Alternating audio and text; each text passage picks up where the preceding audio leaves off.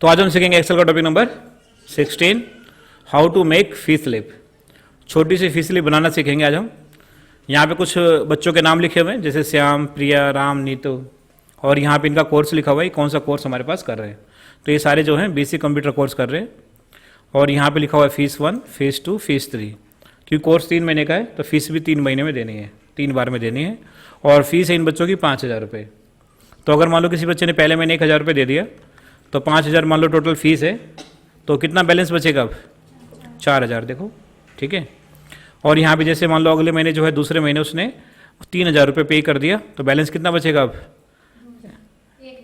1,000। बिल्कुल सही, 1,000। अब उसने अगले महीने 1,000 रुपये पूरा दे दिया तो बैलेंस कितना बचेगा? 0। आप में से कोई बता सकता है ये हो कैसे रहा है? आप यहाँ पे कर सकते हो इसको? क्यों नहीं कर सकते हो? कितना आसान है। 5,000 में से 1,000 गया 4,000, 4,000 में से 3,000 गया 1,000 बचा, 1,000 में से 1,000 चला जाएगा तो 0 बचेगा। तो ये फी स्लिप क्यों नहीं बना सकते आप? जैसे मैंने आपको माइनस करना नहीं सिखाया, माइनस करना सिखाया मैंने आपको। तो सिंपल सा तो है, जैसे मान लो फीस अगर किसी की 5,000 रुपये है, अगर उसने 1,000 रुपये दे दिया तो यहाँ पे इक्वल टू 5,000 में से 1,000 रुपये गया, कितना बचेगा? 4,000। 4,000 फीस है, मान लो उसने 3,000 रुपये दिया तो 4,000 में से माइनस करो 3,000 रुपये, कितना बैलेंस बचा? 1,000 रुपये। 1,000 रुपये दिया तो 1,000 में से माइनस करेंगे इसको, 1,000 में से 1,000 गया 0। तो आप क्यों नहीं कर पाओगे इसको? ठीक है, तो बताओ कैसे करेंगे इसको। वैसे तो कोई दूसरे बच्चे होते हैं ना, बोलते हैं वो। फॉर्मूला क्या लगेगा यहाँ पर? करना आपको इक्वल टू, फिर लिखना आपको 5,000 minus fees 1 minus fees 2 minus fees 3, enter कर दोगे। बैलेंस 5,000 रुपये है, यहाँ पे 1,000 लिखा तो बैलेंस 4,000 बचा। यहाँ पे अगर 4,000 लिख दोगे तो बैलेंस 0 हो जाएगा। अभी इसके लिए क्या किया मैंने, दोबारा देख लो। Equal to 5,000 minus fees 1 minus fees 2 minus fees 3 और एंटर। 5,000 फीस है, अगर वो फीस देता है, पहले मैंने 5,000 दे दिया तो बैलेंस अभी का भी 0 हो जाएगा। अगर वो 2,000 देता है तो बैलेंस 3,000 बचा। अगर वो 1,500 देता है तो बैलेंस 1,500 बचेगा। अगले महीने वो 1,500 रुपये देगा तो बैलेंस 0 हो जाएगा। इसको ड्रैग कर दोगे, सभी स्टूडेंट का जो है यहाँ पे बैलेंस निकल जाएगा। ठीक है, इसका फॉर्मूला ये रहा, इक्वल टू 5,000 लिखना आपको, और minus fees 1 minus fees 2 minus fees 3। ठीक है, कोई दिक्कत? नेक्स्ट टॉपिक है हमारा how to find duplicate value और उसको डिलीट करना। डुप्लीकेट का मतलब क्या होता है? एक जैसे जो दो होते हैं उसको बोलते हैं डुप्लीकेट। मुझे जानना है इस एम्प्लॉय कोड में कोई डुप्लीकेट एम्प्लॉय कोड तो नहीं है। जैसे मुझे बताओ, किसी का फ़ोन नंबर एक जैसा हो सकता है? आपका भी फ़ोन नंबर वैसा ही है जैसा मेरा है? हो सकता है कभी? कभी नहीं हो सकता है। आपका जो आधार कार्ड नंबर है और मानसी का आधार कार्ड नंबर है, कभी एक जैसा हो सकता है? किसी का भी हो सकता है एक जैसा? कभी नहीं हो सकता। बिल्कुल सही। किसी का पैन कार्ड नंबर एक जैसा हो सकता है? नहीं हो सकता है। और किसी का फिंगरप्रिंट एक जैसा हो सकता है? किसी का पीएफ नंबर, एसआई नंबर, ये कुछ भी जो है एक जैसे हो ही नहीं सकते। तो हमें क्या करना है, हमें लगता है कि जो मोबाइल नंबर है इसमें कुछ हमसे गलती हो गई है, हमने एक जैसे कॉन्टैक्ट नंबर लिख दिए हैं। तो अब हमें ढूंढना है कि कौन सा कॉन्टैक्ट नंबर ऐसा है जो हमने 2 बार लिख दिया है। अगर यहाँ पे कॉन्टैक्ट नंबर अभी 10 है तो आप ढूंढ सकते हो कि कौन सा ऐसा मोबाइल नंबर है जो हमने 2 बार लिख दिया है। पर यहाँ पे जब 1 लाख मोबाइल नंबर होंगे तो आप ढूंढ लोगे? हैं? कभी नहीं ढूंढ पाओगे। जैसे मैं आपको बोल दूं कि उत्तर प्रदेश में एक आदमी रहता है जिसका नाम अभिषेक है, उसके पिताजी का नाम है राजेश। ये नहीं बताओ कहाँ रहता है वो, आप ढूंढ लोगे उसको उत्तर प्रदेश में कहाँ है वो आदमी? पर हमारे पास एक ऑप्शन है डुप्लीकेट वैल्यू। इससे आप पता लगा सकते हो कैसे कौन से मोबाइल नंबर है जो 2 बार लिखे हुए हैं। चाहे यहाँ पे 10 मोबाइल नंबर हो, चाहे यहाँ पे 10 लाख मोबाइल नंबर हो, आप तुरंत निकाल सकते हो कुछ ही सेकंड के अंदर। कैसे निकालेंगे देखो, बस सेलेक्ट करना है आपको, पहले इतना करना है। सेलेक्ट करने के बाद आपको जाना है होम टैब में। होम टैब में जाने के बाद यहाँ पे मिलेगा आपको कंडीशनल फॉर्मेटिंग। कंडीशनल फॉर्मेटिंग में जाना है और यहाँ पे जाना है आपको हाईलाइटेड सेल रूल में, और सबसे नीचे देखोगे क्या लिखा है, डुप्लीकेट वैल्यूज़। यहाँ पे क्लिक करोगे, देखो जो भी डुप्लीकेट वैल्यूज़ होगा, मतलब एक जैसे नंबर होंगे, वो अपने आप जो है रेड कलर में हो जाते हैं। कलर आपको चेंज करना है तो कलर भी चेंज कर सकते हो, ग्रीन करना है ग्रीन कर सकते हो, येलो भी कर सकते हो, बहुत सारे ऑप्शन रहते हैं देखो। ठीक है, यहाँ बहुत सारे ऑप्शन कर सकते हो, पर जो मुझे बढ़िया लगता है वो रेड बढ़िया लगता है। ओके कर देंगे। देखो ये जो जिस पे कलर हो गया ना ऑटोमेटिक, तो ये नंबर जो है 2 बार लिखे गए। दिखाऊं मैं आपको, इस नंबर को देखो 98 61 47 65 18। इस नंबर को देखो 93,036 ये रहा 93,036, मैच करो, सही है। अब हमें क्या करना है, आपने ढूंढ तो लिया जो नंबर 2 बार लिखे गए, अब इनको डिलीट करना है।